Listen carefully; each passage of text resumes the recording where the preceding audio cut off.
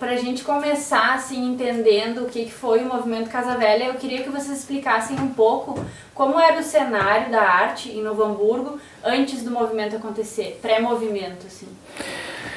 Bom, é o seguinte, a gente não tinha movimento e não tinha ideia de arte, porque se a gente, uma das coisas importantes que a gente tem que ver entre hoje e os anos 70 é que Novo Hamburgo era uma aldeia, e hoje até qualquer aldeia tem comunicação. Não tinha, quer dizer, era uma colônia, era uma vila, não no sentido de tamanho, no sentido de pensamento. Nós tínhamos uma faculdade de belas artes, tínhamos um instituto de belas artes, mas era aquela formação belas artiana, quer dizer, a coisa conduzida.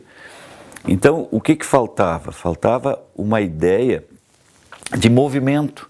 As pessoas não entendiam o que era movimento artístico, né? O cara tinha uma ideia pré-concebida do que era um quadro. O que era um quadro? Normalmente uma paisagem, uma coisa, né? Um retrato. Então, uma visão diferente disso, tu falar em expressionismo, surrealismo, tu estava falando grego, né? Principalmente porque a ideia, nós tivemos um movimento antes, em 74, que era justamente para isso, né? Para ouvir xingamento. Você lembra que você ouvia xingamento nas exposições? Eu estava em São Paulo. Tu estava em São Paulo. E daí o Flávio voltou em 77 e... 75. 75 tu veio morar, né? Em 77 ele ficou brabo um dia num festival de teatro que nós estávamos expondo, porque artista às vezes era só convidado para preencher fundo, né? E daí ele deu um estouro, ele disse, olha, está na hora de se fazer um movimento e principalmente de fixação do artista no lugar dele. Mas Marcelo, assim, só para... Por que eu tinha ficado bravo? Porque havia um novo prefeito, que era de esquerda, ele só era ditadura, outra coisa, não era Novo Hamburgo, era a maior região coreiro-calçadista do planeta Terra. Mas com pensamento provinciano, né? Com pensamento provinciano e neo-renascentista. Tanto que depois o sapato vai à falência por causa desse pensamento.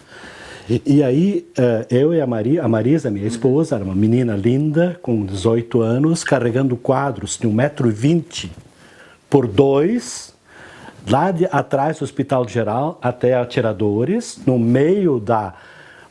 Nós não tínhamos dinheiro para pagar frete, e a prefeitura se recusou a dar a Brasília para nós carregar 5 quadros. Então nós tivemos que fazer umas 10 viagens, eu e ela, atravessando o centro de Novo Hamburgo, com vento e tudo. Aquela mulher linda com aquele quadro e eu, e aí para montar a exposição de Atiradores, onde acontecia o Festival de Teatro. Nós tivemos que desmontar 3 ou 4 vezes a exposição. O Carlos Alberto de Oliveira tinha que deixar de comer para poder trazer os quadros com ônibus, um pacote de quadros, e aí furaram 3 quadros. Nós tivemos que desmontar 3 ou 4 vezes a exposição. Aí, na saída, deram diploma para todo mundo, até para os variadores do teatro. Nada contra o variador, ao contrário, sempre lutei por ele. Mas não deram para nós. Aí, quando a secretária da Cultura sai, junto com o chefe do departamento de Cultura e o deputado eleito, eu disse, vem cá, não sobrou um diplominha para nós. Como é que tá, Chora? Está mal. Não tem um diplominha para nós?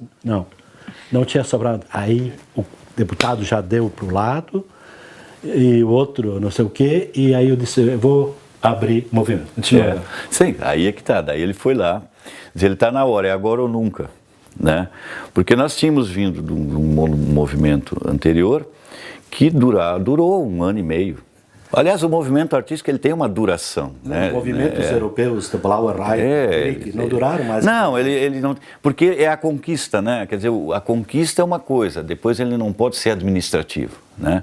Então, esses movimentos, o bom da Casa Velha foi o seguinte, nós chegamos num ponto que nós estávamos fazendo exposições e coisa e tal, a casa, o Flávio conseguiu a casa, montou a casa, deu alguma coisa de si para fazer a casa, para fazer ela... Tive que ir 8 vezes lá para conseguir a casa. O dono disse assim, o que tu quer, Choros? Artista é bicha e vagabundo. Aí tive que ir 8 vezes lá. Aí eu disse, tá, vou alugar, mas vou cobrar calção. Mas antes dele morrer, ele sentou nas costaneiras lá e disse... vocês fizeram uma coisa bonita da minha casa. Logo depois ele faleceu. O dono da Era um industrial de Novo Hamburgo, muito bem de vida. Na época das grandes empresas de Novo Hamburgo, né? Porque Novo Hamburgo era centrado em grandes empresas. Novo Hamburgo era uma fábrica praticamente. A gente não tem ideia do que tinha de curtume em Novo Hamburgo, de fábrica de sapato. Então eram essas pessoas, e muito interessante uma coisa assim naquela época, que tu às vezes conseguia sensibilizar essas pessoas, né? Então isso foi interessante. E o Flávio conseguiu isso justamente que precisava de um local específico, né? Eu estou falando, estou gravando. Não, tá perfeito. Só estou ajeitando aqui para não... Então essa foi a ideia. E aí foi o seguinte, ó, o Flávio conseguiu montar a coisa, houve uma catalisação, começou a aparecer músico, né, Flávio? Tudo. O Grupo Caverá começou a cantar lá, né? Porque lá o Chico Buarque de Holanda, o Milton Nascimento... estava em moda. Eles tinham aberto o Brasil para o Parlamento Cultural Americano e quase acabaram com os CTGs aqui. E nós trouxemos, então, o Grupo Caverá pela primeira vez no Vale dos Sinos, lá na Casa Velha. E daí tu sempre tinha... notícias a gente viu no jornal que a gente coletou, assim, o histórico do Caverá fazendo show, né? Anunciando, a Evânia anunciando os shows, né? E nascia uma coisa muito boa, agora que tu falasse na Evânia, eu acho que a gente tem que falar muito. As coberturas de jornal não eram o que são hoje. As coberturas de jornal, o jornalista que fazia a coluna de arte, ele cobrava do Flávio a postura dele, não te lembra? Eles cobravam da gente, escuta, tu não tá meio acomodado e tal, e provocavam, né? Quer dizer, isso é o fator importante de um jornalismo cultural, né? Tu cobrar. E isso nós tínhamos sempre, todo o material que existe é quase que um diário da Evânia Reicher que ela fazia. Ela conseguiu uma página de artes. E era uma página de artes, não era variedades, não é aquela coisa assim, sério mesmo. Veja bem, eu não vou diminuir esses dias, eu inventei de tentar diferenciar arte de artesanato, eu tomei uma bomba no Facebook lá que todo mundo entrou em cima de mim. Não, existe uma diferença. Né? Não é menosprezar artesanato e dizer que arte é uma coisa primeira, mas o que existia era o debate de arte, e a função disso ali era tão interessante que as cidades de toda a cercania de Novo Hamburgo estavam nos chamando para bater papo, lembra? E expor também. Quer dizer, nós estávamos exportando, e como Novo Hamburgo era uma central de exportação, o contato com estrangeiros era muito bacana. Nós estávamos vivendo um mundo global naquela época. Só o que ainda não estava havendo é que dentro da cidade a concepção dos moradores da cidade ainda não tinha chegado naquela ideia do que é um movimento artístico e o discurso da obra. A pessoa nunca entendia a obra com discurso. Outra coisa que a gente tem que falar, que não pode esquecer, é que a Casa Velha foi o primeiro movimento de arte no mundo antever a globalização. A nossa ideia era de que o artista ficasse no lugar de origem para que fizesse uma arte com mais identidade. Por quê? Porque os artistas todos, do planeta todos, saíam do interior e iam para os grandes centros. E nós, pela primeira vez, pregamos que o artista tinha que ficar para fazer uma arte com mais identidade. Por quê? Porque o computador estava começando a entrar. Então, era possível isso. E aí, então, o que aconteceu? Nós ficamos um centro centralizador. E havia a ideia, uma estrutura de 4 passos. O primeiro passo seria pegar a região com Hamburgo Velho, que a gente conseguiu. O segundo passo era os monumentos, encher Novo Hamburgo de monumentos. Isso foi interessante, isso que ele está falando dos monumentos. Só para terminar, essa base, né? O terceiro movimento era pegar o Estado com a filial da Casa Velha lá no Travessão, que era a BR-116. Não havia a BR-101. Não havia Taquara, Gramado, só havia 116. Então, todo o movimento de turismo do Estado passava na frente da nossa filial da Casa Velha lá no Travessão. E aí, o quarto passo e último seria pegar o país com uma galeria lá em São Paulo, que eu já estava olhando lá uma sede. E aí, quando nós fizemos os monumentos ao sapateiro, deu a polêmica e tudo isso vai... Houve uma polêmica muito grande até pelo seguinte, porque a ideia, nós estava comentando, foi uma coisa muito bacana quando o município, a municipalidade, dizer, o esquema da prefeitura, foi lá, foi nos procurar e fez a proposta que o Flávio já estava colocando há muito tempo, de monumentos que fossem discursos, que não fossem monumentos com plataforma, onde, né, aquela coisa formal. E daí nós estudávamos muito a ideia dos monumentos pré-históricos, lembra? De passear dentro. Isso. Sabe aqueles monumentos tipo Stonehenge, né? Aquela coisa. Aquilo ali foi o que as ideias eram das pessoas dialogarem com os... É outra coisa, e nós estávamos entrando na pré-história do homem no universo. Sim. 3 sinais claros eram as tatuagens, as pichações dos muros e os piercing. E aí nós então começamos a fazer. E só para vocês terem uma ideia, o Marciano ganhou uma encomenda de um monumento do edifício Olympus, na frente da igreja. Foi o primeiro movimento. Então essa loucura desse povo daqui, esse povo heróico e valente, construiu essa Babilônia toda em 40 anos.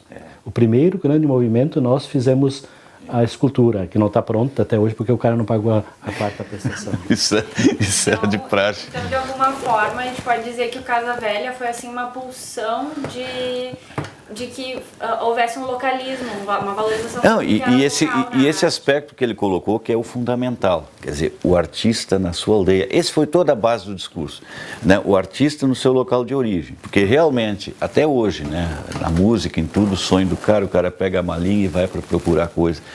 O que nós conseguimos, sem falsa modéstia, tá, foi que vinha gente de fora nos procurar para ver qual era o segredo de artista Havia as viver de arte. embaixadoras da África, né? Te lembra? Não, e para ver artista viver de arte numa cidade que não era capital. Isso E Novo Hamburgo sustentava 3 artistas que viviam só da arte. Então, inteiro até hoje por causa disso, né? Tinha. E outros que surgiram lá, o Rogério, a Ariadne, que estão no métier, eles estão o quê? Estão por causa disso. Aninha Rauch, Urdi Blau. Porque tu não tinha essa ideia de o cara viver do seu trabalho. E até hoje é uma pegada difícil.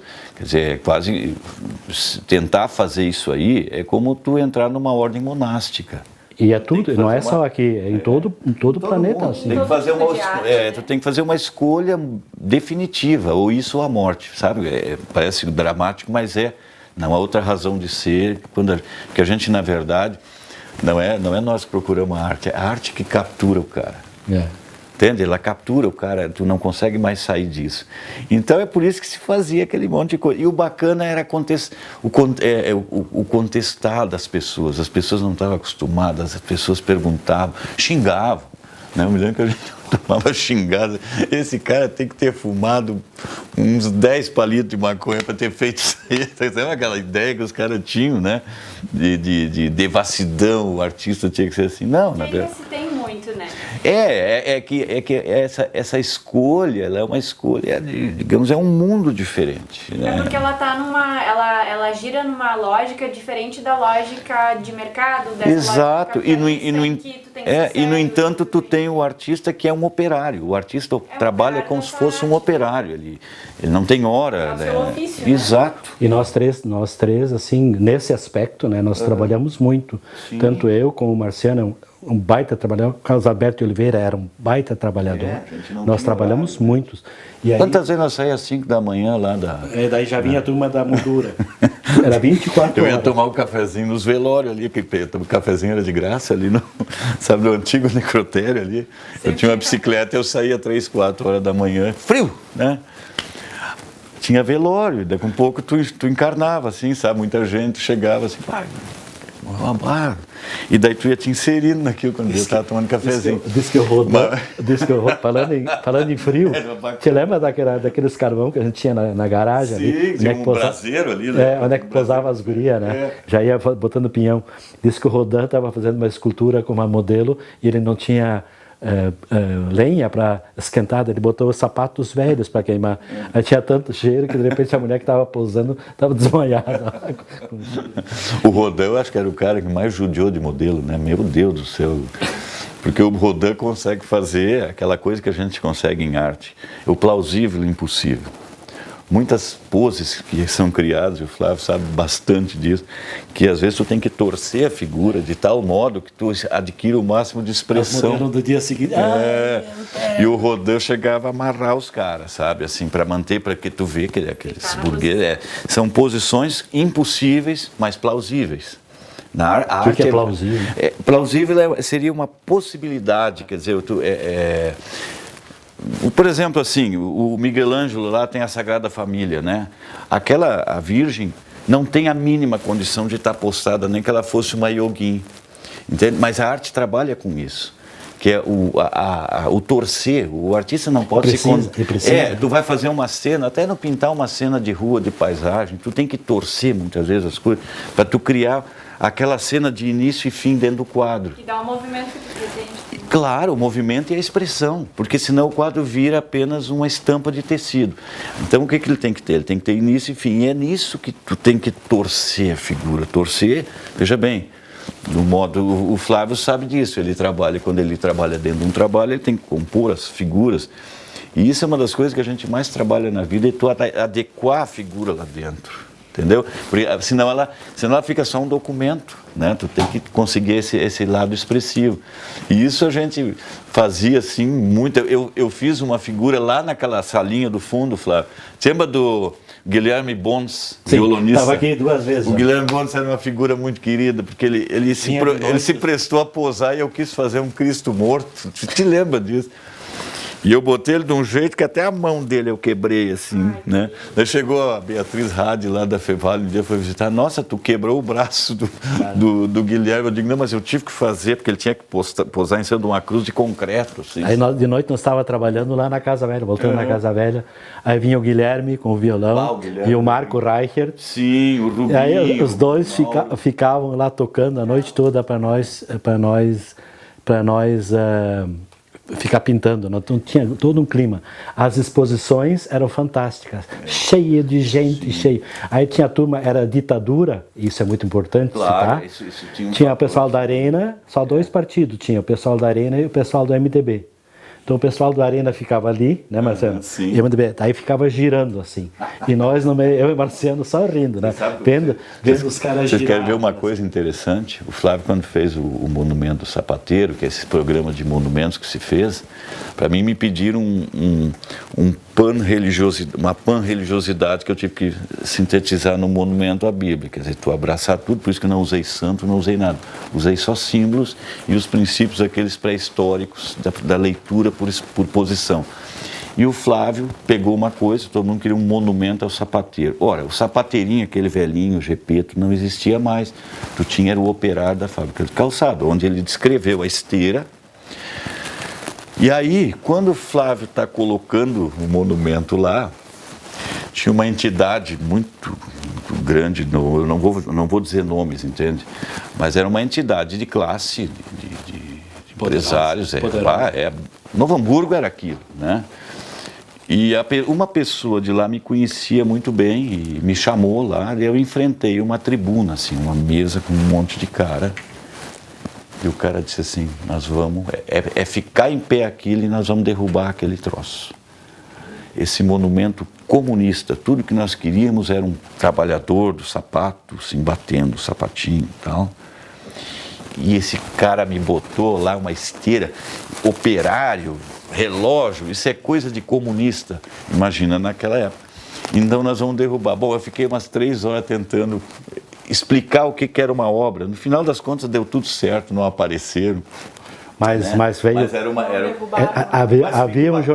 Havia um jornalista que era da Folha da Manhã, Folha da Tarde, Correio do Povo e cronista do NH. Ele botou páginas inteiras, sapateiros com rosto de escravo. Sim. E não sei o quê. Aí a RBS, a Globo, que tinha dado furo de reportagem, entrou com a parte regional do Fantástico, que tinha 97% de audiência. E o jornalista, o Gilberto Lima, que agora está lá para cima, o cara dizia na coisa, é mentira que o rapaz fala. Aí o Gilberto Lima, e o fotógrafo do Fantástico, mostrava que era verdade. E aí o cara não se elegeu mais nem para vereador, né? Nunca mais, né? Não, era... Mas, então, foi só muito, para interromper vocês, desculpa. Uhum. Pelo que vocês estão contando, assim, muita coisa acontecia aí o tempo inteiro. Foi uma casa muito viva, Sim. né? Não, Quem eram as pessoas que participaram desse momento, assim? Eram só jovens, eram só estudantes, pessoas de quais bairros? Não, olha, tinha assim, tu tem sempre nesse grupo, tu tem as pessoas que são os atores que eram os artistas que estavam entrando, artistas novos. Muitos Nós tínhamos cartunistas. Saiu a página do NH, a Ivânia cria no NH uma página de cartoons.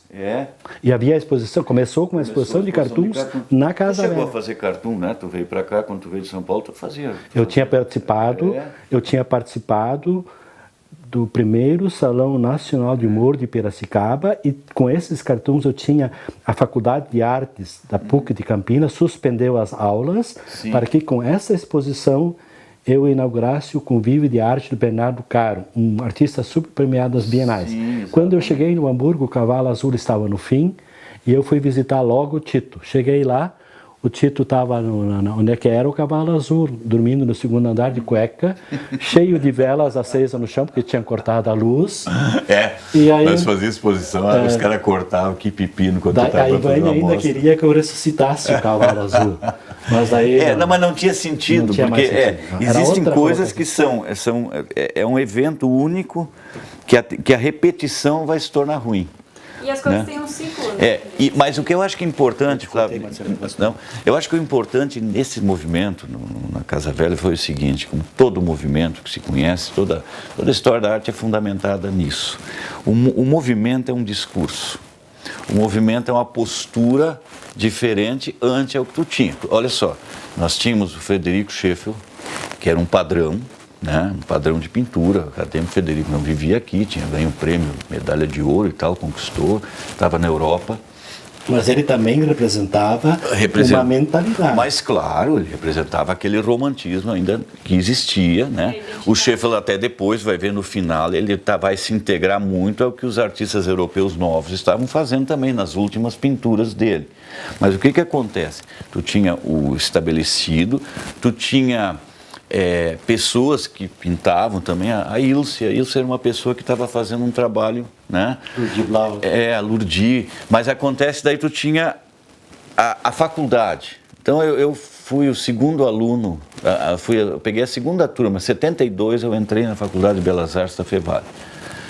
E aí, lá dentro, tu tinha um tipo de ambiente, um tipo de clima, o estabelecido, que é o da universidade. Tanto que tu e Ariadne saem de lá formados com a mentalidade de Hamburgo Velho. E daí quando surgiu, eu comecei, inclusive, a trabalhar como monitor, depois como assistente, até assumir a parte do desenho.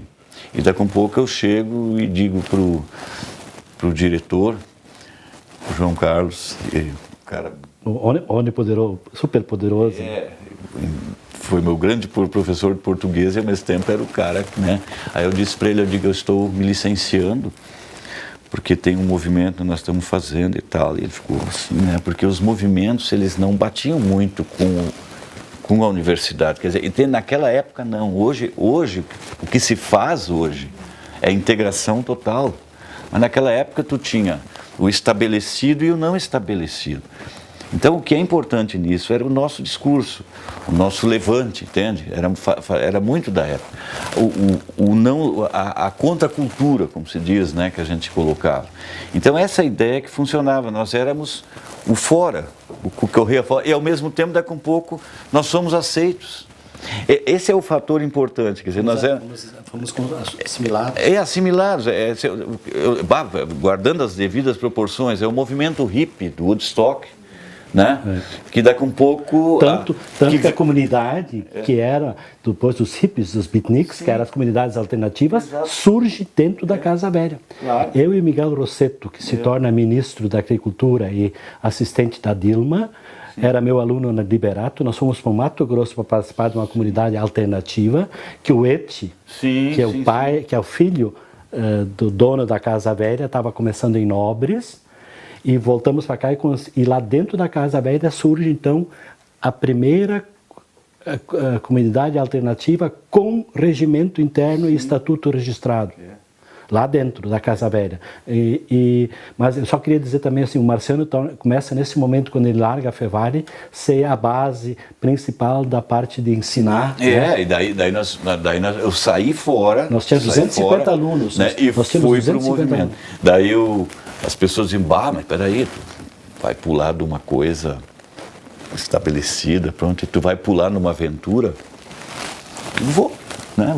Vamos fazer, pô, nós somos novos, tia, nós temos tudo pela frente. Isso que vocês entendeu? têm que fazer. Vocês têm que arriscar. E sabe qual era a nossa idade, tia? Sabe qual era a nossa idade? Eu bato muito nisso. Quando a gente começou o movimento em Novo Hamburgo, em 73, eu estava com 20 anos, 19 para 20 anos. Nós estávamos lutando na coisa, entende?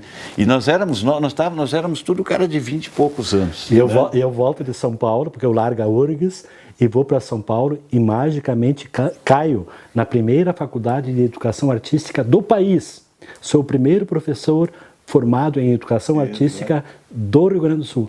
Chego em Novo Hamburgo, tem o Pio XII, que tem um diretor de 23 anos, com as ideias do Freire, o Newton Fischer, e me bota de coordenador da matéria no colégio, onde lecionavam os principais professores de arte de Novo Hamburgo. Começa então um trabalho de educação visual. Trago então happenings, instalações, arte conceitual. Isso nunca tinha se visto. Né? Nunca, nem aqui, nem em São Paulo, era novo. Né? E eu trago para Novo Hamburgo. Isso ali foi uma coisinha. Aquela tua primeira amostra grande ali na ginástica. Aí Marcelo me faz uma exposição de bonecas. Sim. Bonecas atropeladas. Achei esses dias uma ainda. O massacre das bonecas. Que foi a reação daquilo. Tu sabe, Flávio, eu contei para ele já uma coisa assim. Flávio, 40 anos depois. Eu tinha feito aquelas bonecas que eu peguei. Era a pressão social em cima de uma boneca, né? Não, era só desenho. Então era uma boneca desmembrada. Ora ela era fincada dentro de um motor diesel, ora eu pegava o carro da moda, que lançado no comércio, assim, pegava a foto dele, redesenhava, fazia ele passando em cima da boneca, entende? Aquilo foi genial. Né? Então eu fiz uma série. Ele não vendia, ele começou a vender na Casa Velha. Exatamente. Daí eu levei aquilo para Porto, eu e o Carlão fazer uma amostra lá em Porto Alegre. Aí como é que é? Da Galeria Sete Povos, no salão universitário. Aí nós fizemos uma amostra, daí chegou a dona Ruth. O Marx não existia ainda, o Marx era só um andar na Salgado Filho. Aí essa dona Ruth disse assim, olha, muito prazer, eu sou diretora do Marx e eu vim pedir que o senhor cedesse um trabalho. O Marx me pediu, claro que eu vou ceder. E eu cedi uma máquina dentro de um diesel. Tia, agora é o seguinte, o ano passado, no final do ano passado, o Marx fez uma exposição Publicidade versus Arte, muito linda, com desenhistas publicitários dos anos 40, 50 e tal. E eu olho aquele troço todo, daqui a pouco eu olho assim, Flávio, 40 anos depois, nunca mais tinha visto. Tá lá a minha pintura da boneca com a máquina. Aí eu não sabia o que fazer, daí eu peguei, eu digo, o que que eu vou... Aí tinha só um guarda parado do lado, assim, lá. Daí eu cheguei pro guarda, eu digo, alguém vai ter que comemorar comigo isso. Cheguei pro guarda e disse assim, eu digo, mas parece mentira, fazem 40 anos. Mas o guarda, o senhor conheceu o pintor? Disse, cara, sou eu. Sou eu tinha que comemorar com alguém, entendeu? Então, foi daquela época, tu entende? Mas naquela época, aquilo que fazia, jamais tu ia pensar em vender aquilo. E o Carlão não falava, o Carlão só rosnava. Como é que foi a participação do Carlão, assim, com vocês? Ele estava junto desde o início? Ele era o Carlão é o seguinte, o Carlão era carteiro. Eu conheci o Carlão em 68. No Instituto de Belas Artes. O Carlão fazia um trabalho assim figurativo e ele ganhou uma bolsa para o Belas Artes em 67 para 68. Né? E daí então, ele gozado, ele fazia, e eu era muito novo, com 14 para 15 anos, eu e um amigo meu tentamos entrar no Belas Artes, não podíamos por causa da idade. Então, que eu me assustei, um dia eu entrei, assim, tá todo mundo desenhando um nu, daqui a pouco eu olho, tem uma mulher nua, né? Me deu um cagaço assim na hora, assim, sabe? E o Carlão, então, pintava toda aquela forma, sabe que é aquela coisa do desenho acadêmico, aquela coisa de tu colocar formas, garrafas, aquelas coisas todas, pessoas. O Carlão fazia todo o desenho, né? Ele tinha uma linha boa e daqui a um pouco tudo ficava recortado. Ele fazia todos os recortes daquele já. Para mim, ele botava o ritmo do samba na pintura. E o Paulo Porcela, que era professor do ateliê, ficava louco com ele. E ele era envolvido com samba? Sim, já de família, né? Da família. Ele era a mãe dele, de samba carnaval? Como é? Não, ele a mãe participava, dele era benzedeira. Isso. E o Carlão era internacional doente. Quando o internacional perdia, segunda-feira ele não vinha trabalhar. E aí, tanto que a série que ele faz para a prefeitura depois, eu sugiro que ele faça sobre futebol, sociedade e fábricas. Né? O Carlão. Tá ali a identidade do trabalho dele, né? Que foi os quadros que ele fez para o projeto esse com a prefeitura. O projeto E o Carlão vivia conosco no dia a dia. E o Carlão não falava, ele rosnava. E um dia não tinha ninguém para atender, lá na galeria. Eu disse, Carlão, tu tem que atender. Tá bom. E a partir dali ele começou realmente a falar. E nós também tinha muita gente sempre nas exposições. E tudo era muito Não, mas corrido. sabe o que é o bom disso aí, desse aspecto também? A convivência faz te gerar uma espontaneidade, né? Então é uma troca, e veja bem, cada um de nós trabalhou com estilos totalmente diferentes, mas houve momentos que a gente meio que fundia a coisa, até naquele monumento lá se fundia as ideias, né? Eu cheguei a fazer algumas incursões, assim, por um trabalho mais, uma tendência mais cubista, mais concretista, sei lá. Mas daí é muito da pessoa. E mesmo assim, o Carlão, o Flávio, eu tinha umas matrizes totalmente diferentes, né, Flávio? E os assuntos eram diferentes também, porque as vertentes, né, o Carlão vinha do subúrbio, da vila, né? Ele retratava todo aquele aspecto. Pode olhar o trabalho dele, a parada de ônibus. Era mais ou menos assim, o judeu, o negro e o colono. E o Flávio, eram três marginais. O Flávio estava contextualizando o êxodo rural, do colono se dirigir para a cidade. E eu, nascido na cidade, né, de um pai que tinha loja, de classe média, eu apenas vivenciava, fazia uma crítica social, porque eu estava mergulhado no mundo hippie, da contestação. Tu lia muito aqueles livros, né? Sim, o meu guru era o Carlos Castanheda até hoje, que é aquela coisa de virar o mundo ao contrário. O que acontecia? O movimento hippie, é outra coisa que tem que se entender. O movimento hippie, quando surgiu, não foi música, né? Surgiu os Beatles e tal, daqui a pouco estourou o movimento hippie. O que era? Antes do movimento hippie, o mundo que se conhecia em 60, do cara andar de terno, aquela coisa toda formal, ele está repetido agora, por incrível que pareça. E o mundo hippie era aquela coisa, né? Os jovens só servem para ir para a guerra. Quando é a hora do jovem dizer alguma coisa, não pode porque é jovem, é criança. Era assim que o mundo era dividido. Mas para ir para a guerra, para ir morrer no Vietnã, lá de graça, ele servia, né? Para fazer o serviço sujo, o jovem servia, porque ele não contestava, né? Tu tinha contestadores, escritores e tal, mas tu não tinha aquela contestação. E daqui a um pouco o jovem disse, não, para esse mundo nós vamos cruzar os braços. O mundo tem que ser mais lindo, tem que ter flor, né? Tem que ter aquela coisa toda. Mesmo estava entrando os alucinógenos, a maconha e tal, então aquilo reforçava a ideia. E a música, o que acontece? A sociedade, ela tem a capacidade de absorver isso e transformar em produto, por incrível que pareça. A contracultura virou cultura, entende? E nós estávamos nesse meio. Então é do que eu falava, né? Daquela coisa Estava entrando agrotóxico? Daquela coisa do cara criar uma teia de aranha olhando televisão, pô. Aquilo me revoltava, né? Hoje, pelo amor de Deus, hoje é o celular. Isso que tu fala sobre o jovem não ter voz é um pouco que a gente vê, por exemplo, na comunidade negra, que também não tem voz. Sim, exato.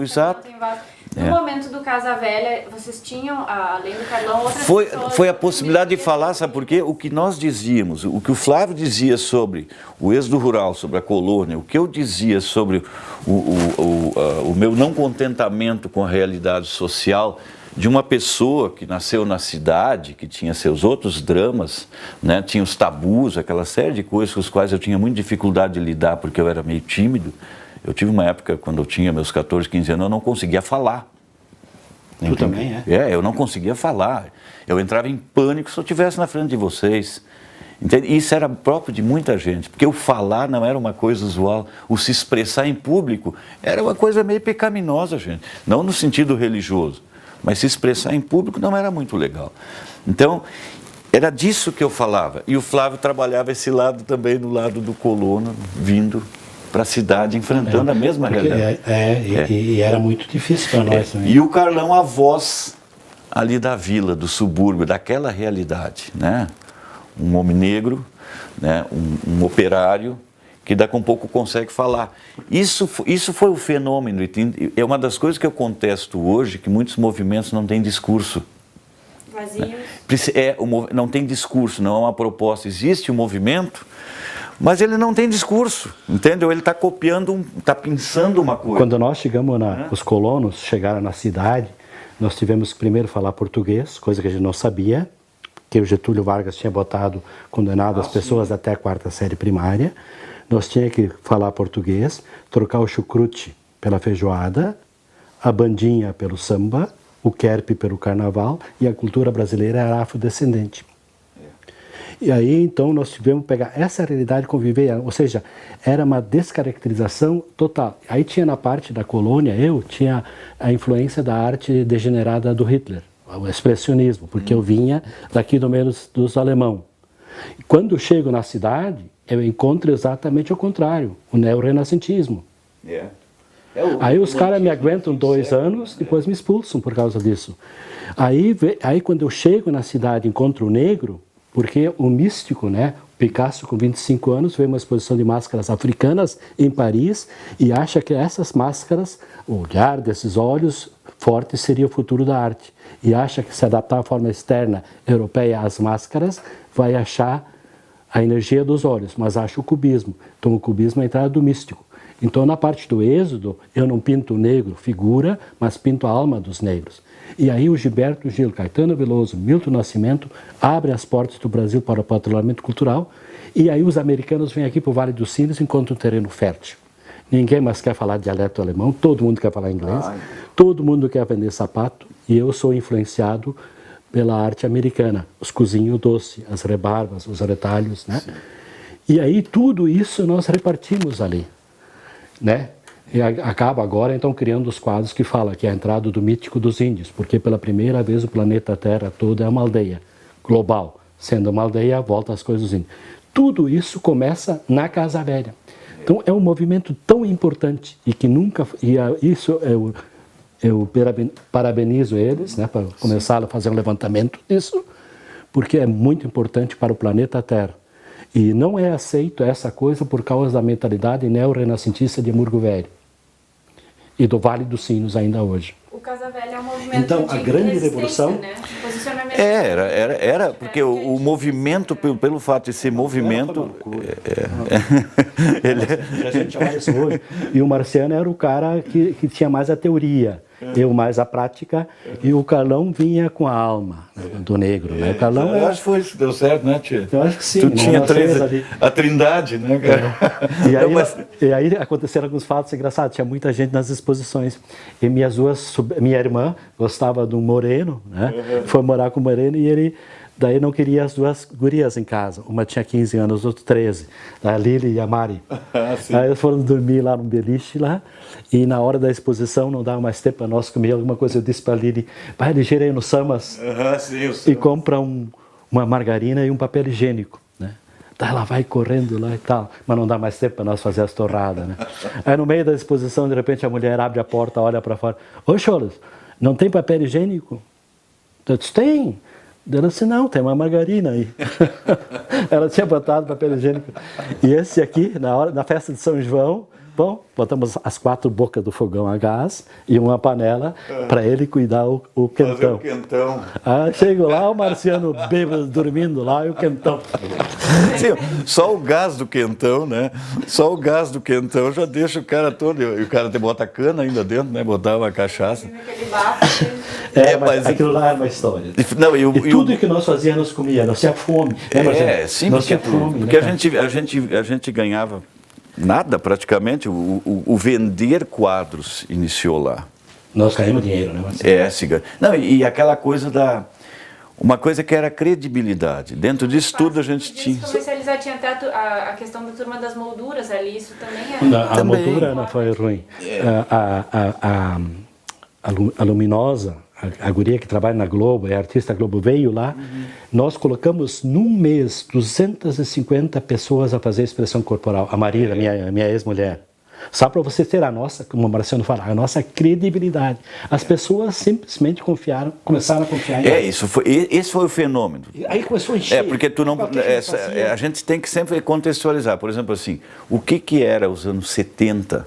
Em todo lugar, né? A mentalidade dos anos 70. O que era? Tu estava quebrando tabus. Os anos 60 As pessoas estavam ansiosas para ter cultura. Tu estava quebrando tabu em todos os sentidos. Se tu falar hoje a metade do que tu fala de expressar ao vivo, na época talvez, se fosse politicamente, estaria preso, se fosse socialmente, tu estarias banido. Era ditadura, os caras estavam sendo torturados. E talvez isso que tenha nos empurrado também, porque tu sabe, o jovem tem uma coisa muito bacana, né? O proibitivo, né? A maçã do Jardim do Éden está lá pronta sempre, o fruto da sabedoria, né, tia? Então sempre tem aquela coisa ali, isso é do jovem, né? Eu sinto assim muitas saudades do que a gente fazia e do que hoje quando tu pensa, recomeçar uma coisa, daí eu digo, não, isso não é mais para mim. Mas nós não terminamos ainda.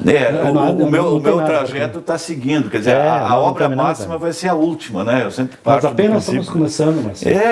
E a obra máxima vai ser a última que tu vai fazer o que eu vou fazer, vai ser a obra máxima, deverá ser a prima, como se diz, né? Dentro da linguagem artística, a obra-prima é a definitiva. Né? É essa que a gente está buscando no final, agora é uma espécie de pedra filosofal do trabalho. E a minha vontade de fazer uma instalação é tão grande que eu digo assim, vou fazer um quadro só na minha vida. Uma grande instalação planetária com milhares de quadros enfeitando as paredes das cavernas contemporâneas. E já tem agora 8.000 quadros pelo mundo. E tu também tem muita coisa.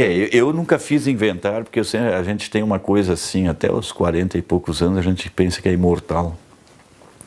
A gente depois dos 50, quando começa a branquear, a gente tem a sensação da finitude. Essa é sensacional. A finitude é aquela passagem que tu tem entre tudo que tu fez, entre tudo que é possível e entre tudo que vai terminar, entende? Daqui um pouco, por exemplo, eu hoje penso assim, como eu já coloco, e muita gente já diz, eu sou uma boa parte de passado, muito mais passado do que futuro.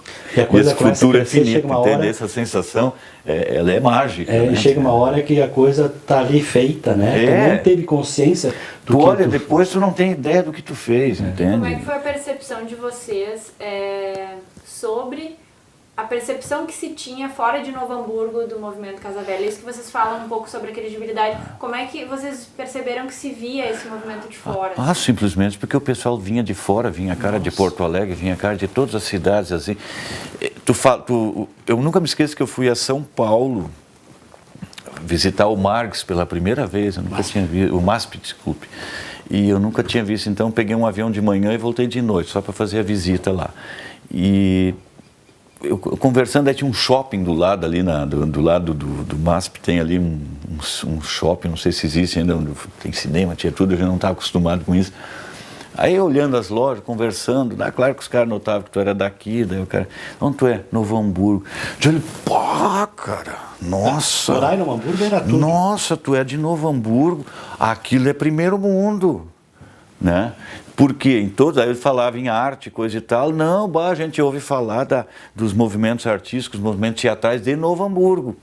Eu fiquei toda arrepiada. É impressionante.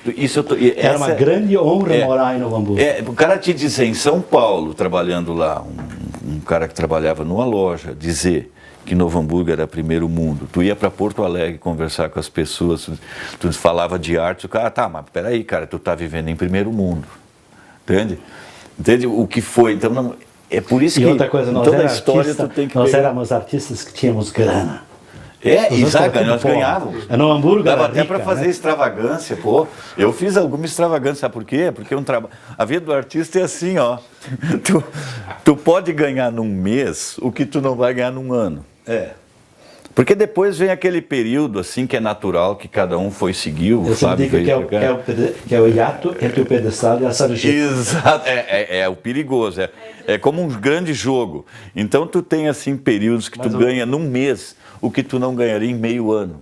Porque tem aquela coisa que ninguém bate na tua porta, porra. E outra coisa legal era assim, nós não queríamos acertar sempre. Nós queríamos errar. Eu, pelo menos, sempre quis errar para pedir desculpa. Eu não quero ir para o céu, porque eu deve ser muito chato. Eu sempre achava que nós tínhamos que errar para acertar depois, para pedir desculpa, para refazer, sabe? Não sempre acertar. Porque tu nasce hoje no capitalismo, nada contra o capitalismo. Não. Tu nasce, tu tem que ser o mais bonito, ter o melhor carro, ter a melhor casa, tu não pode errar, tu tem que ser bem sucedido, e o homem não é tudo isso.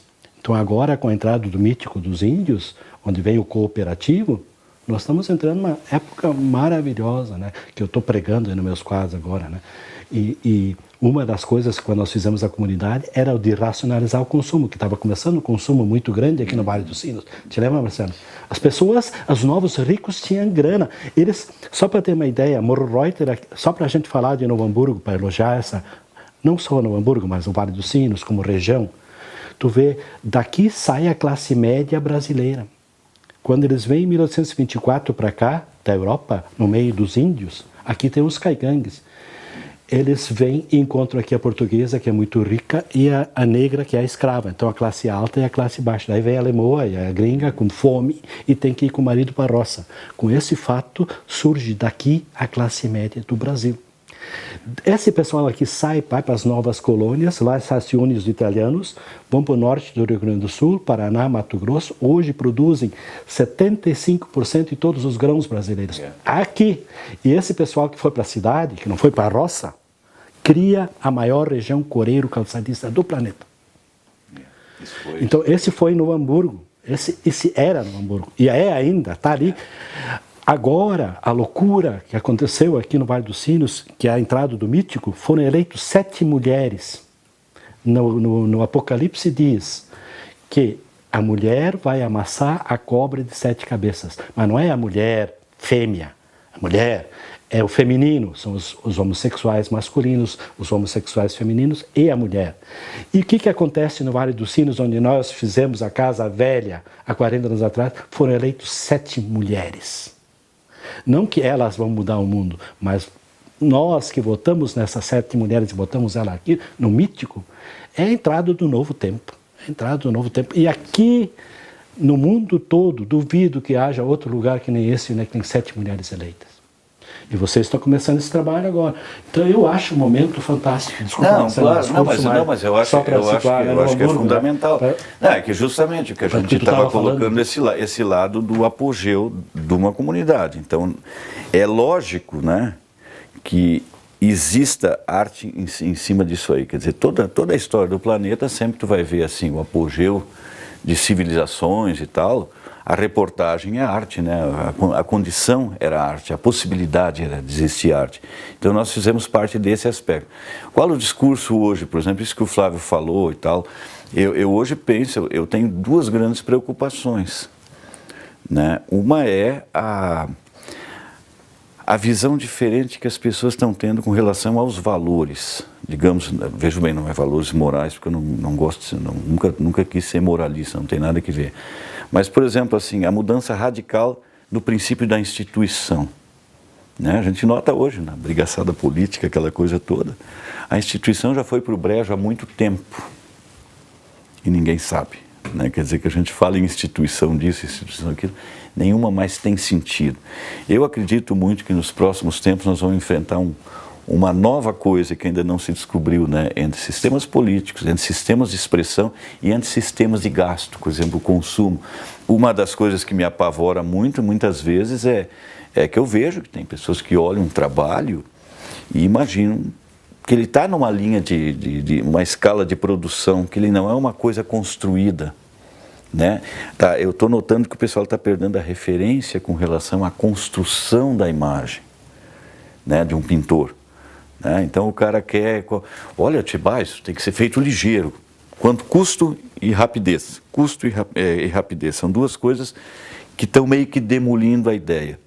A outra é aquela coisa assim, ó, os valores que a gente dá. Houve uma época em que o único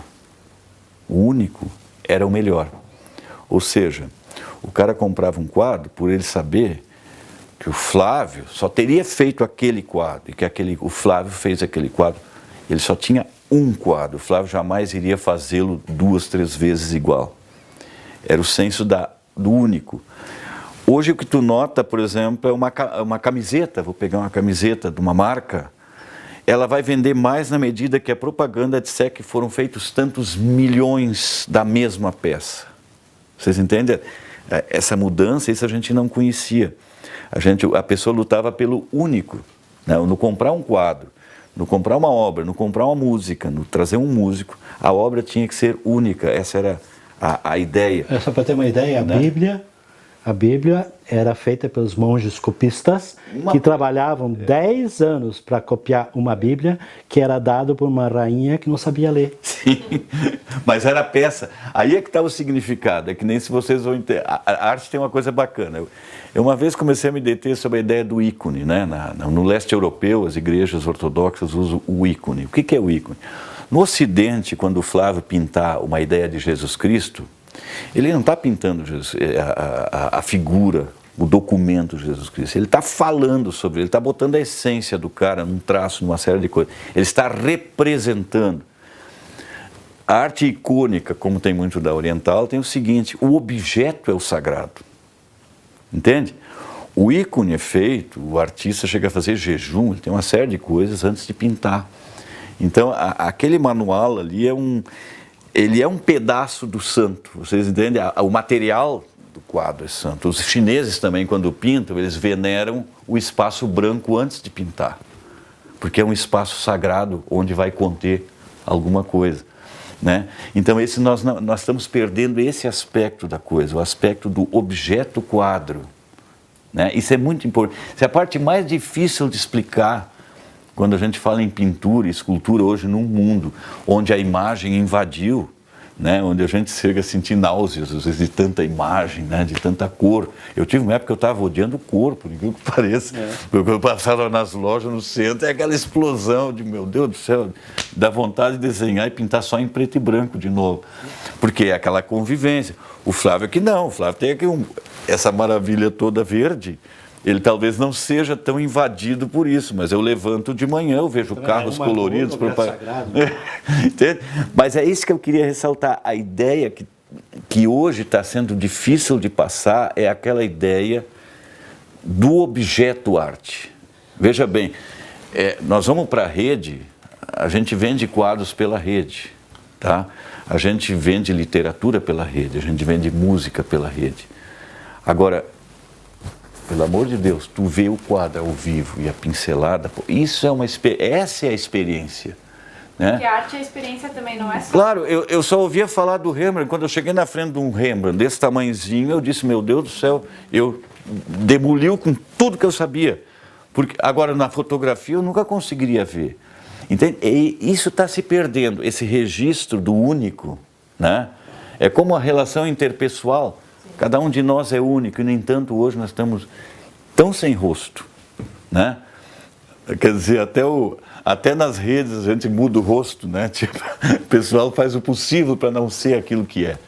Né? Ontem eu até botei uma coisa, eu disse, pelo amor de Deus, sabe, quanto mais tu for o que tu é e tu falar da tua aldeia, continua aquele discurso, mais importante e mais global vai ser.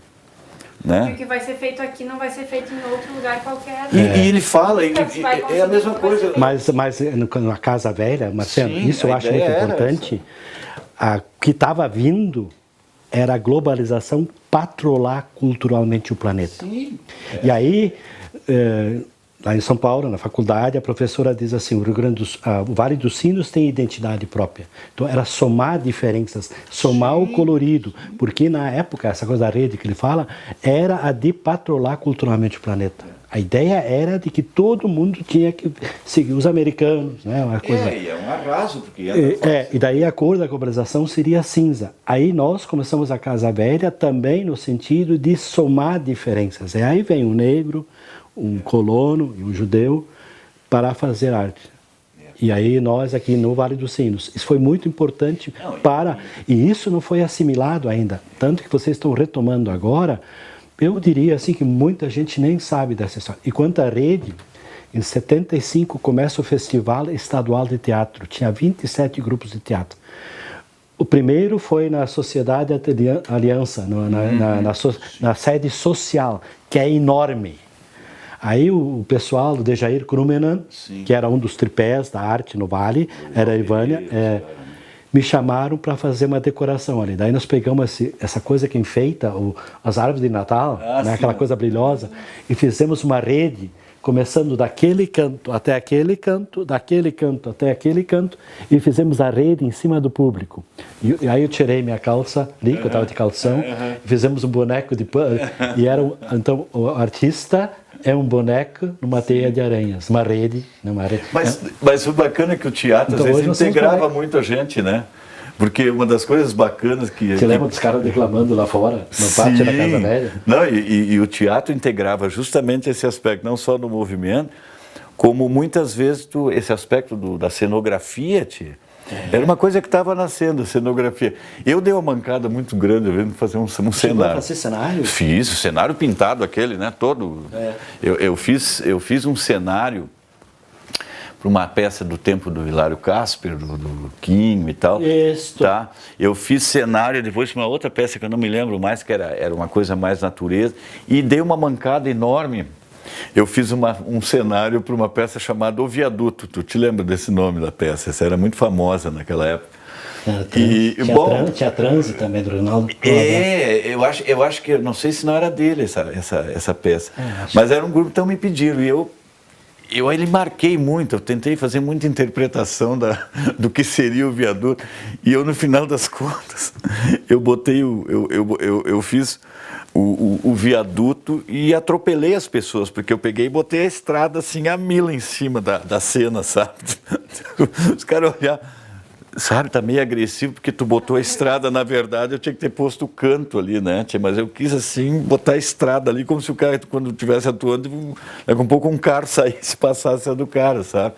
Então, uma das coisas bacanas, essas integrações, é que surgiu uma coisa que não se usa aqui, cenografia, cara, é uma arte maravilhosa.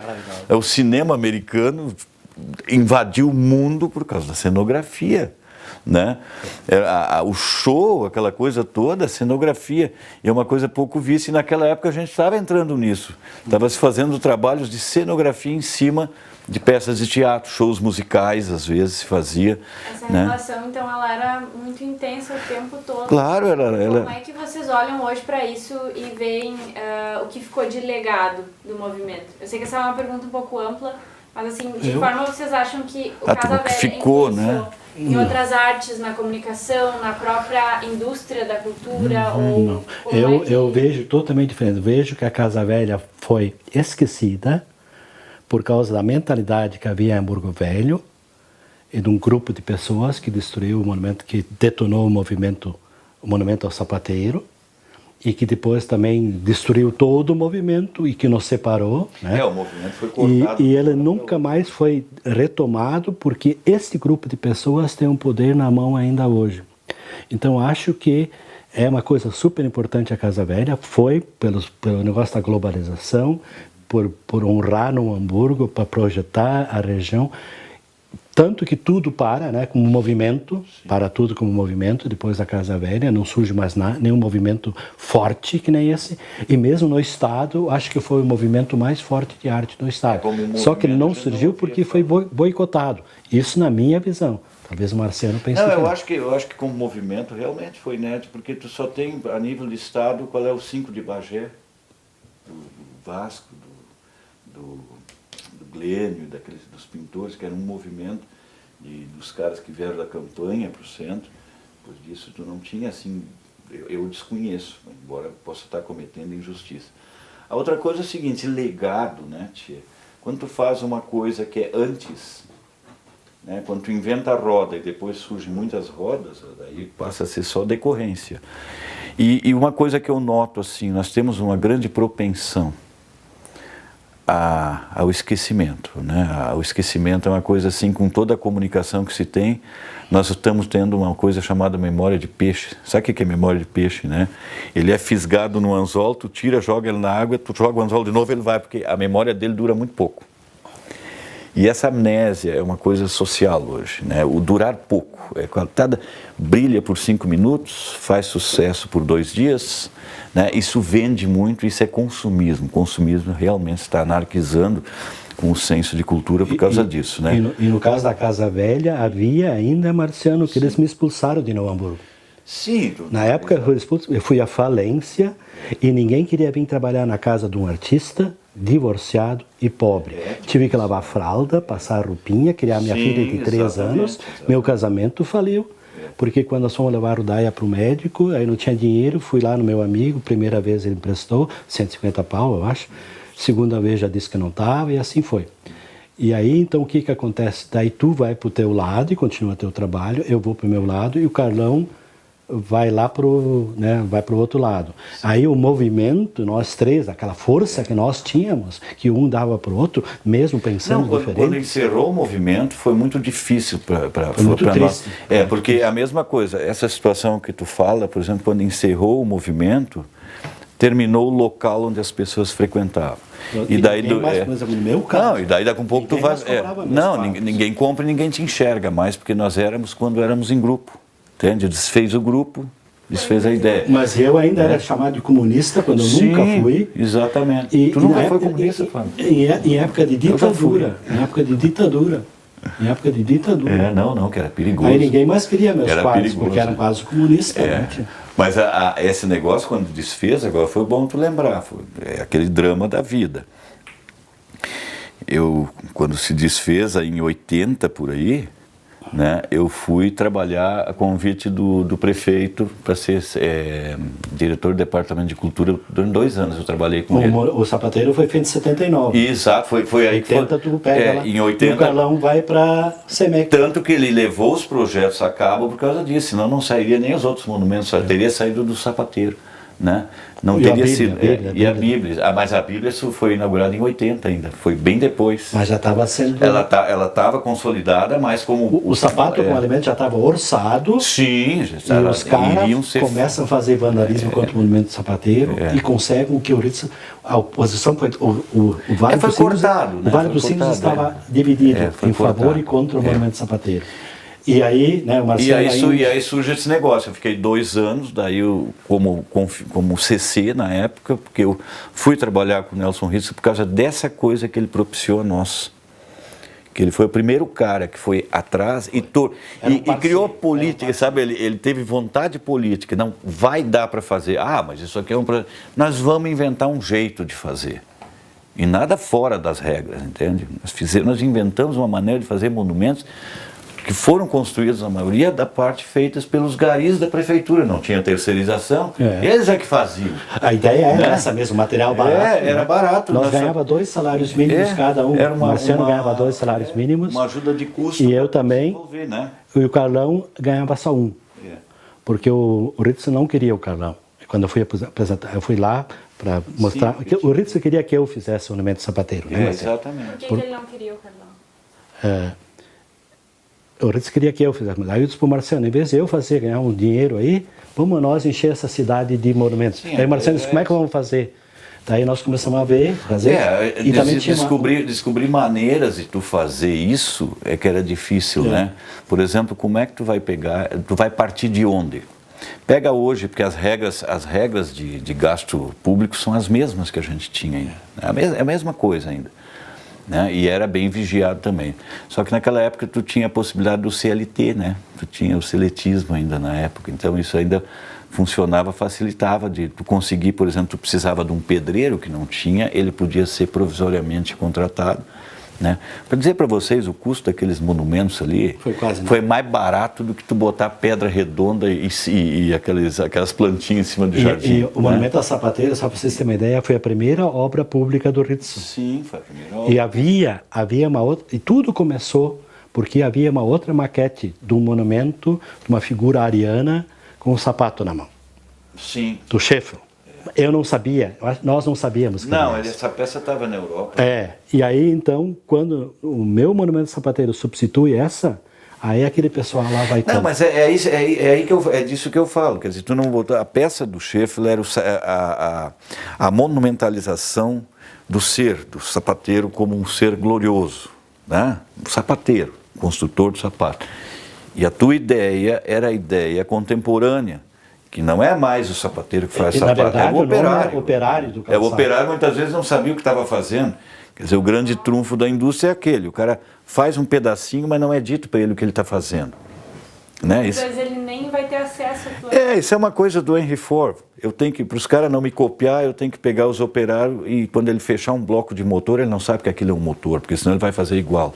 Entendeu? Essa era a ideia. E o que ele botou era essa ideia da esteira, né? Da despersonificação do ser sapateiro. Né? Então tu tinha, e o pensamento ainda era o pensamento heróico, né? Ainda hoje fala dessa maneira, que nem o laçador é uma figura heróica, né? O Caringe fez uma figura heróica, né? O laçador, aquele cara.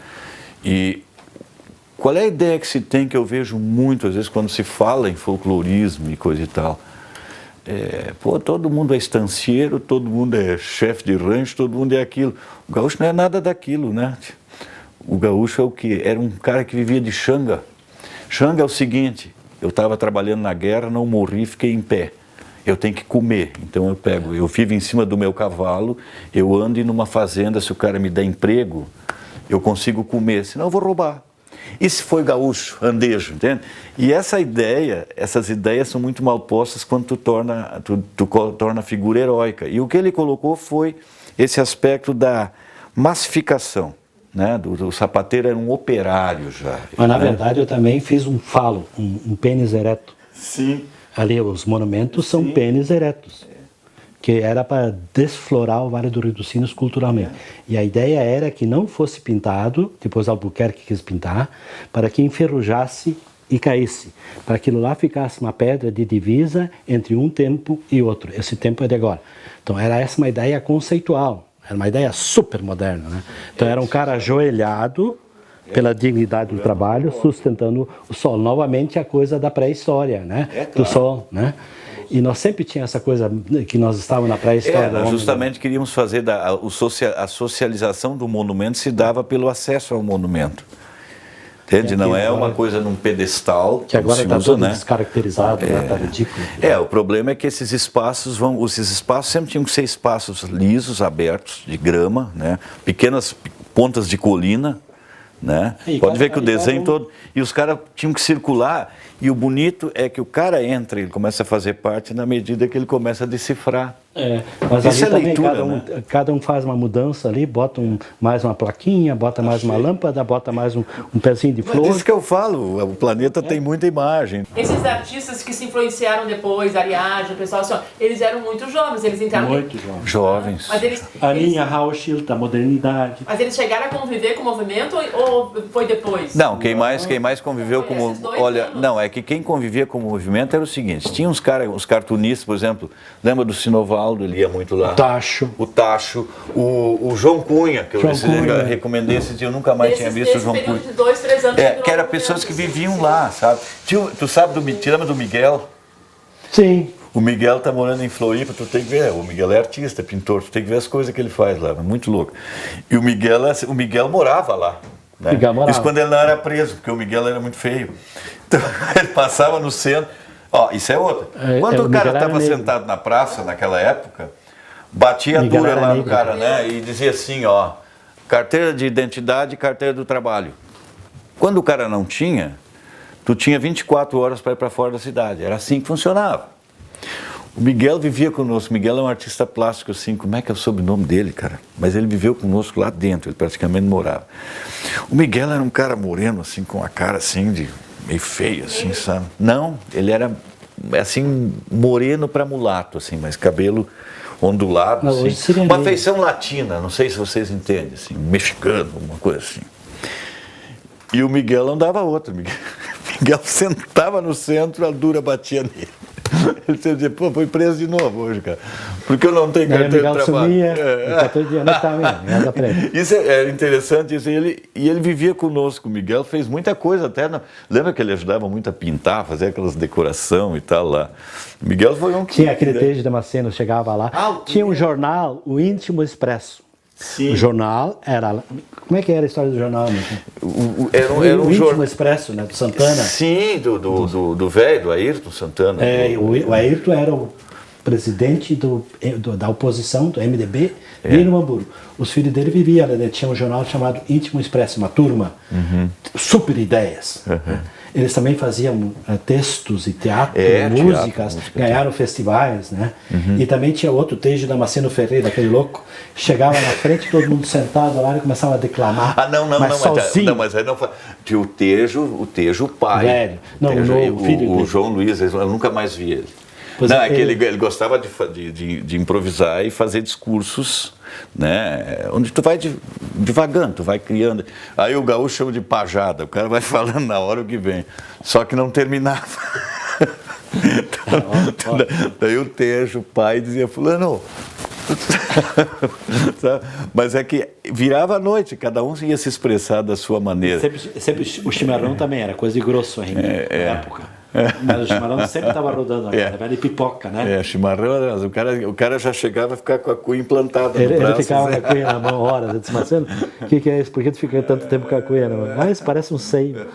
Cuia quente no inverno, né? Não tinha coisa. E nesse momento, como que foi que esses três universos tão distintos, né? Foram se unir, foram começar esse movimento? Mas é justamente desse aspecto, desse fenômeno que eu falo. Eram três correntes, três vertentes. O pessoal, vamos usar o termo mais bonito, três vertentes, totalmente diferentes, né? É aquilo que nós falamos, a vertente do Flávio, que daqui a um pouco sai daqui, vai para São Paulo, toma um banho de modernidade lá, de contemporaneidade, né? Eu aqui, de cidade, nascido na rua 5 de Abril, ali do lado do shopping, ali, tá? No tempo que ainda tinha trem, né? Não tinha trem naquela, eu já andei de trem naquela época, mas era um cara de cidade. O meu pai, a minha mãe professora, meu pai teve uma loja. Ele foi primeiro presidente da FENAC? Segundo presidente. No tempo, desculpa, no tempo que o cara não ganhava para ser presidente da FENAC. Mas tinha o Cavazoto, foi o primeiro, e o segundo foi o meu pai. Né? Ele era cabo eleitoral da Arena. O meu pai era. Tanto que o Marcelo meu pai era situação. com a camiseta do Collor. Sim, eu fiz campanha pro Collor. Fiz. Como é que ele surgiu nesse... Não, aí é que tá. Daí então. A minha vertente era aquilo, né? Não, mas o que aconteceu foi que o Carlão ganhou em 74. Em 74 foi feito a Tintas Killing fez Sesquibral, né? Fez um troço muito bacana. Fez uma oficina pública aberta de participar 3.500 desenhistas que apareceram de tudo que era lugar. Então tu tinha uma parte, as crianças não concorriam. Aí o seu Celestino, que chegou, que era um pintor, Celestino antes de ter a indústria, era um pintor, conhecia tudo, sim, um cara extremamente sensível, um cara que tinha uma ideia incrível. Ele disse para mim assim... Ele era o fundador das... Fundador, o cara que criou aquilo, né? Então ele disse para mim assim, Marcelo, o que será que um artista gostaria de ganhar como prêmio? Né? Porque... era um júri de quase 20 jurados, aquilo durou um dia para fazer o júri, de todas as áreas da arte. E daí, diz ele, o que um artista gostaria de ganhar? Eu digo, olha, seu Celestino, nessa situação eu vou me botar no lugar. Eu gostaria de ter um ateliê montado. Né? Então eu devo dizer para vocês, sabe quanto custava uma caixa de pastel? Porque tudo, o importado não existia, tudo era só nacional. Então uma caixa de pastel custava R$1.500, R$2.000. Né? Um cavalete, uma tela era caro. Eu tive época que eu usava a tela, pintava de branco e usava de novo, porque eu não tinha grana para comprar. As telas parece mentira, um dia foram caros. Ele disse, grande ideia. Então, se foi a Porto Alegre, na Corfix, na Lemac, antigamente, que era a maior empresa de vender material para artistas, veio cavaletes e coisa e tal. E esses foram os prêmios. Né? O Carlão ganhou tudo montado. A Ariadne ganhou um prêmio também. Né? Pois ali que surgiu. Ariadne, o Carlão, tinha um senhor lá de Canudos, um pintor letrista, o seu Ari. O seu Ari tinha muitos filhos. O seu Ari morreu. Estefânio, aquele gago, né? O Estefânio Fuspa veio já depois nas praças. E tinha o Juarez Machado, que não é o Juarez Machado, que até hoje é pintor, que eu acho que mora lá no Jardim... como é que é o Jardim Liberato, ali para aquela zona. Fiquei feliz em ver ele um dia. Né? Então esses caras apareceram. E aí o que aconteceu? Todos os que ganharam prêmios continuaram artistas, vê a força disso. E a Casa Velha vai juntar esses caras. A Ariadne também era outra que praticamente morava na Mas casa ela velha. faz aula de desenho contigo. Ela fez aula na época, ela chegou a ser minha aluna. Tu dava pintura e desenho. Pintura e desenho. A Lori Birk, que é uma das A Lori primeiras. A Birk. Lori é fundadora do Instituto de Belas Artes. Quando eu entrei, que eu era guria, a Lori já estava pintando os telhados antigos pinta muito lá bem, e tal. por sinal. Né? A Lori tem uma técnica incrível. A Lori, o Carlos Gaipe. Era tanta gente. Era muita gente O envolvida. Paulinho Scherer, que era o cronista social, ele dizia, o Paulo gente, Scherer. coisa outra fina. É. Ele era irmão do Pedro, Pedro, é. Scherer, que era um cara que tinha antiquário no Rio de Janeiro. Isso. Mas como é que nós três nos unimos? Né? Não, é que é assim, ó, eu vou te contar a história pessoal, então. O Eu não- Petri, tá. o Rogério Halber. Isso, eu não te conhecia. E um dia eu me julgava assim, eu e o Tito nos julgávamos assim como é que se diz, os bambambam da cidade ali, sabe? Aqueles caras ali que, né, são meio marginalizados, mas ao mesmo tempo sabe aquela coisa assim. Um dia eu vou numa lancheria no Belo Rio, do Petri. Tinha os dois Ah, caras. lancheria era um troço de luxo, tinha recém-vindo dos States, assim, aquela ideia que tu vê nos quadros do Hopper. E a sabe? galeria, na foi a primeira galeria. Primeira galeria de Novo Hamburgo. E montaram uma lancheria que era um troço atômico. Eu vou lá um dia, olho, vejo 2 quadros, assim, 2 paisagens grandes do Rio de Janeiro. E daí eu fui, falei pro Petri, eu disse, quem é que fez isso aí? Tipo assim, quem é esse cara? Diz o Petri, não, isso é o Scholes, tu não conhece? Bah, o cara lá tá em São Paulo, é aqui. Estava na URG? Daí eu pensei, mas o que esse cara, sabe? Daí vem aquela coisa e disse, o que esse cara veio fazer aqui? A primeira coisa, não conhecia. Eu era forasteiro, vocês eram. Não, daí sabe, tu morava lá no Rincão, não morava lá? No início, tu e Marisa não moravam? Nós morávamos na casa estudante, seu Aca, Tá, mas e daí depois em Novo Hamburgo. o Zeca veio nos chamar, Marisa como revisora de sapato, Sim. e eu desenhava sapatos em 3 centímetros para os jornais de Nova York. Daí nós fomos morar lá na Vila Rosa, Vila Rosa. Aí eu e o Tito uma casinha azul. fomos te procurar e fomos te descobrir quem é esse tal de mais um Flávio. cara junto. Tinha mais um, daqui a um pouco me vem. Era um dos caras que estava conosco lá, não era o Carlão. Vamos descobrir quem é esse cara aí que está invadindo a área. Sabe, foi o primeiro pensamento. Fomos visitar. Daí te achamos. Eu tinha feito o retrato Rui Chaves. Isso! Daí nós começamos a conversar. Dali é que começou um relacionamento. E gozado, né? A gente hoje parecia uma eternidade. Aquilo foi uma questão de 1 ano, 2 anos. Nós já estava fazendo outro movimento. Mas logo eu fui embora dali. Quando vocês vieram, eu não cheguei a participar. Sim, não, com tu nada. não. Daí, tu veio reaparecer naquele festival de teatro em 77, ou 77, quando Não, em foi 75 eu peguei a coordenação de educação artística no Pio foi 12. isso, E daí, eu sei que foi final de 76, houve 75 a ideia. eu montei a pista social da Sociedade Ginástica com sapatos, e cada caixa tinha uma coisa, contém o ímã das minhas sobrinhas, contém os dentes cariados da minha mulher, contém o dólar do sapato Isso gel. eu me lembro. Te lembra? Toda. Era arte conceitual, foi a primeira vez que se viu isso Em em Novo Hamburgo. Porque Vale. se fazia a nível de faculdade, se fazia experiências Eu tinha uma conceituais. escultura né? do tempo da faculdade que estava quebrada, no transporte. Aí eu botei os pedaços, o homem no fim da caminhada. eu vi aquilo. Aí tinha um espelho, pendure aqui a sua máscara. E aí vai. Né? Porque a arte conceitual tu tinha teorização na faculdade. Chegamos a fazer trabalho, eu nunca vou me esquecer que se fez um trabalho de arte conceitual no seminário de sensibilização. Aí, eu era um pouco avesso, assim, sabe?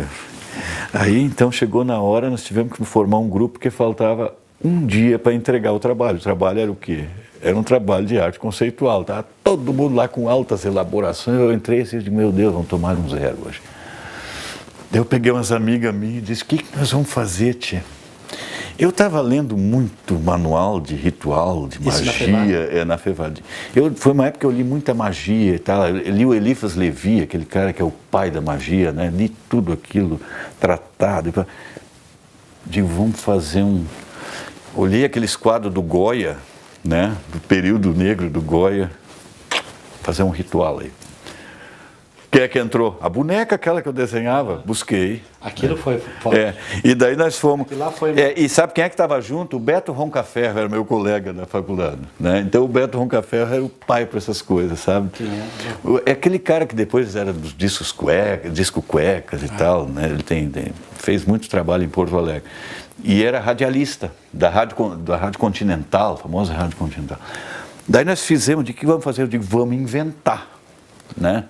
Daí uma moça lá fez que ela ia parir o demônio, aquela coisa toda, estava recém aparecendo o exorcista, lembra aquela coisa assim? E foi uma cena assim muito nojenta, assim, de ritualística, de necrofilia, de uma série de coisas. E nós tiramos um 10, cara. Fizemos o trabalho em questão de meio-dia e tiramos um 10. Olha só. Né? E ali eu achei... Mas ainda não respondemos uma pergunta dele aí que estava pensando agora, onde é que nós nos encontramos? Ah, tá, Onde é que desculpa, nós foi vamos- nós devagar. Só pra gente concluir, onde é que daí o... se encontraram, daí depois com o Carlão. O primeiro com o Flávio, eu acho que foi, nós nos encontramos assim, não formalmente. Depois, na nível da tua exposição, que a tua exposição que tu fez é que trouxe o pessoal para perto. E o Carlão veio já, quase por osmose, desde o tempo do Killing, ele já era vinculado no Cavalo Azul. O Carlão veio junto. Né? Não era um nome já. Ele já estava vinculado. Ele, quando ganhou esse concurso, o Carlão não parou mais de pintar. Né? Então, o que aconteceu? Ele se vinculou de tal maneira que quando já na época da Casa Velha, ele já não era mais nem carteiro, né? Eu acho que ele ainda era. Ele ainda era, né? Mas ele se vinculou de tal maneira, ele veio desde o tempo da Sesquibral de 74 e veio. Então aquilo foi uma coisa natural. E numa cidade, como qualquer cidade, que não era uma capital grande, coisa e tal, fisicamente pequena, qualquer cara que trabalhasse nisso se procurava. É que nem eu fazia decoração da loja lá do meu pai, que tinha que fazer vitrine e tal. Daqui a um pouco aparece um cara lá e diz assim, não sabia que tu pintava, escuta, vai lá na minha casa, vai dar uma olhada no que eu estou fazendo. Era o Tito. Depois dali, tu juntava... O Tito foi o líder do Cavalo Azul. O Tito foi a ideia. A ideia do Cavalo Azul foi do Tito. E a partir disso foram se criando essas redes mesmo, né? Eles se conheceram. Não, e daí depois seria uma coisa natural, quando tu monta o núcleo, entende? Era muito natural que ele se expandisse, a gente não precisou fazer aquela força de vamos fazer um estatuto, vamos fazer isso. Isso degenera. A ideia é que enquanto durou foi explosivo. E não se fazia força para buscar o pessoal atraía, sabe? Tu tinha sempre tinha música, sempre tinha teatro, sempre tinha alguma coisa, sempre tinha gente pintando. Mas assim, eu né? não entendi. Então, assim, o espaço físico, assim, o Casa Velha, era o ateliê de vocês três? Sim. E além disso, tinha cursos e outras coisas que Sempre rolando curso desde cerâmica, tinha curso de escultura, tinha curso de desenho, tinha curso de pintura, e vinham professores de fora. Veio uma moça, uma aquarelista, uma vez de Porto Alegre, trouxe uma artista plástica. Né? A gente sempre trazia, veio a Verinha Rausch, lembra? De dois irmãos. De dois irmãos, então sempre tinha gente... Tinha aquela guria de batique. Sim, claro. Tu sempre tinha de todas as técnicas Os vitrôs, possíveis, tu tinha do Ribeiro, lembra? O Ribeiro também fez. Os cartunistas fizeram exposição lá. É isso que atraía, e era natural. O que tinha que ter era um espacinho para cada um, e isso tinha. Né? Acabava movimentando financeiramente também. Mas é justamente o que nos deu, e nos deu credibilidade e nos deu a condição de vender os primeiros trabalhos. Sabe que é o seguinte, quando tu vende o teu primeiro quadro, é a coisa mais simbólica que existe. É a primeira vez que alguém quer a tua ideia. Sabe? É simbólico. Então é um prazer muito grande isso aí. Né? E depois vem aquela coisa, viver disso. Foi ali que se teve a ideia, viver disso. Né? Quer dizer, larga tudo para viver disso. Eu acho que Casa Velha foi esse aspecto. Mas, Marcelo, por que eu peguei só nós três para o projeto da prefeitura? Pelo seguinte, porque nós estávamos falando já nesses monumentos e no discurso social. Tu estava com a ideia do monumento ao sapateiro, tá? E daqui a um pouco nós estávamos divulgando as ideias de arte social, de monumentos, de melhorar. Sabe como depois surgiu a lei também, foi feita a lei. E daqui a um pouco o seu Nelson aparece lá na Casa Velha. Ele veio de manhã, do nada, assim, nós estávamos sentados tomando chimarrão, ele entra, nós tomamos um susto, né? O que o prefeito está fazendo aí, né? Nós fizemos de errado. Ele chegou assim, tinha um pouco essa época. E ele era uma figura grande, assim, ele te botava um pouco de respeito, assim, naquela situação. E ele chega e diz assim, olha, Flávio, nós vamos fazer essa ideia. Como é que nós podemos fazer? Pense em uma maneira de tornar isso possível. E ali foi possível. Porque eu fui lá no gabinete dele, assim, ó. Depois ele pede para mim fazer o monumento a sapateiro. Sim. Eu não sabia que havia tal da maquete ali. Aí eu ainda chego para ti assim, Marciano, te lembra? Vê se eu fazer o monumento a sapateiro, vamos encher, vamos. Sim. Aí eu chego lá, daí o Dejair Krumenan, que era chefe de departamento, vai junto, daí ele diz assim, Dejair, fica aí, Cholas, entra. Era mandão. Daí eu entrei lá, assim, nós queremos fazer, mostrei a ideia, né? Daí nós queremos 2 salários mínimos cada um, só que o salário mínimo não era tantos dólares, não chegava a $100. Uma ajuda de custo. Uma ajuda de custo. Tanto para o Marciano, para mim e para o Carlos Alberto. Daí, assim, o Carlão não quer. Daí eu disse, mas o senhor vai ter que querer, porque o Carlão faz parte, é nós 3. Daí ele disse, então eu pago a metade. Eu disse, então tem que falar com o Carlão. Se ele topar, tudo bem, senão acabou a ideia. Daí é que eu fui. Daí ele aparece, conta agora essa história aí. É daí que ele chega lá e diz, olha, nós vamos tornar possível, vocês tentem ver uma maneira de como fazer. Daí começou a se desenvolver projetos, que é a possibilidade de fazer, né? Como fazer? Essa foi a parte mais difícil. Tu faz uma maquete, mas como fazer? Né? Dizer, isso você se vire. E aí sim, claro, o Carlão pegou a parte de painéis. Ele deve ter feito 6 painéis, eu acho que foram feitos, que até hoje são lindos os painéis que ele fez. Era a sociedade, problemática dos negros. A fábrica de sapato. Né? O último foi a fábrica de sapato, já era noivo. Sim, o carnaval, ele pegou, fez muito carnaval, tempo. Futebol, carnaval. E a última foi a fábrica de sapatos, porque eu já tinha sido expulso. Eu estava lá no travessão, aí o Carlão chegou lá e disse assim, Flávio, o que eu faço agora? Ele disse, tu trabalhou em fábrica de sapato, não trabalhou? Sim. Então faz a fábrica. E agora, Carlão, última ideia que eu te dou. Não, porque ele fazia quadros assim, sem essa temática, né? Não, mas são lindos os quadros que ele fez. Não, ele começou a abraçar essa temática por causa da ideia do projeto. E aí eu peguei 2 painéis para fazer também. Que o Marciano pegou São Cristóvão. A ideia era pegar santos sapateiros que eram... Isso foi a ideia do Ritson, né? Que ele queria desenvolver sobre a vida dos 2 mártires, porque Novo Hamburgo tinha até empresa chamada São Crispim, mas eram 2 irmãos que foram torturados com as ferramentas de trabalho, né, do próprio couro, os caras cortaram, porque eles eram cristãos, aquela coisa dos anos 300 depois de Cristo. Então a ideia era fazer 2 painéis, e daí eu também transformei, ainda existe, um está na biblioteca lá, o outro não sei onde é que está, que era a pregação, mas eu transferi, eles são atemporais, eles são como se estivessem hoje. Né? Então eles são, como se diz na época, na coisa, eles não eram sapateiros, eles eram operários conduzindo outros operários. Ali está o discurso e tal. Então foram 2 murais grandes e depois o projeto do monumento, que entrava na ideia monumento à Bíblia, que ele queria fazer uma ideia de trazer monumento à Bíblia. Bom, aí se chamou todas as religiões da cidade na época, né? Aquilo é bonito. E aí eu apresentei a ideia, eu disse que eu não queria santos nem nada. A ideia é que as posturas das imagens, primeiro, iam ser totêmicas, né? Porque eu queria ir na ancestralidade, então se eu não queria botar santo, no momento que eu botasse um santo eu ia ferir religiões, até por causa daquele esquema de religiões que não usam representação. Então se chamou todo mundo, se expôs a maquete, né? E daí desde igrejas evangélicas pentecostais que estavam surgindo na época, terreiros de Umbanda, a Igreja Católica e tal. Isso tu fez, né? E daí eles emitiram, dizendo, não, tá legal, toca o barco que tá bem, tá digerível para todo mundo. Resultado, quando o monumento foi feito, saía a cerimônia de casamentos, todas as cerimônias religiosas eram dentro, porque ele é um templo a céu aberto, né? O parque estava sendo muito usado. Infelizmente, hoje o nosso acesso aos parques é muito pequeno, né? Em função até de o cara coloca segurança, uma série de coisas. Os parques não estão sendo ocupados, mas naquela época o parque era extremamente ocupado. E todas as cerimônias religiosas e meio místicas saíam dentro do monumento, porque ele tem uma série de desenhos, né? Tem símbolos, né? Ele tem a estrela de 6 pontas na colocação, o judaísmo, tu tem a trindade através do triângulo, forma perfeita, tu tem anéis nas cruzes, é tudo cheio de símbolos ali, escondidos. E isso que era o bacana, o pessoal ia andar lá dentro, né? E daí saía a cerimônia religiosa, lá dentro saía comunhões, casamentos e tal. Isso era muito bacana, sabe? E era essa a função do monumento, né? Marcelo então tinha esse pedido do Ritson, né?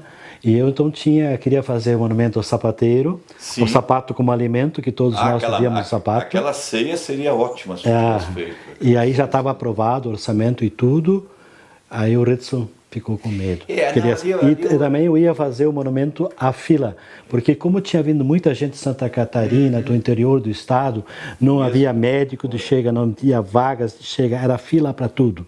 Então eu ia fazer o monumento à fila, como se foi tudo cancelado, né? Eu fui demitido. Aquele movimento, Flávio, eu não sei, sabe, eu não sei o que aconteceu de uma hora para outra, foi declarado o fim dele, lembra? Do quê? De todo esse processo dos monumentos, foi simplesmente extinto de uma hora para outra. Aquela turma ali, cara, aquela turminha ali, isso é uma turma que pertence ao partido ultradireita. Não, e tinha antagonismos mesmo dentro dos grupos artísticos. Quando eles viram eu fazendo arte degenerada. Quando eu vi eu fazendo arte degenerada. Daí eles me aguentaram 2 anos, daí me deram uma rasteira. Né? Mas tudo bem, foi ótimo, né? Ótimo. Não.